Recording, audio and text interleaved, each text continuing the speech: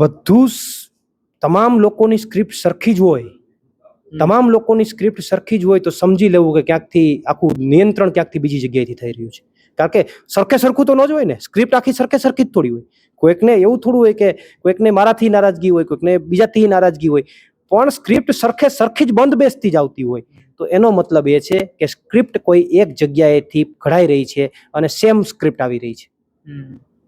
હવે તો એવી વાત જાણવા મળી છે કે પ્રવીણ રામ પણ ભાજપમાં જોડાઈ શકે છે, પણ એમને કોઈ અત્યારે વિકલ્પ યોગ્ય મળ્યો નથી, તો એ પણ જવાની તૈયારીમાં છે. એવા આક્ષેપો તો ખૂબ થતા રહેવાના.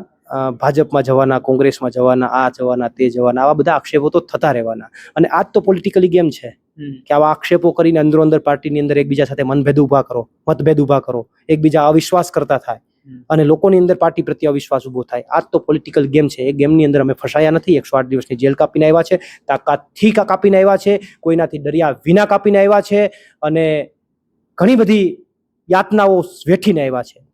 અમે ડગ્યા નથી, અમે હાર્યા નથી.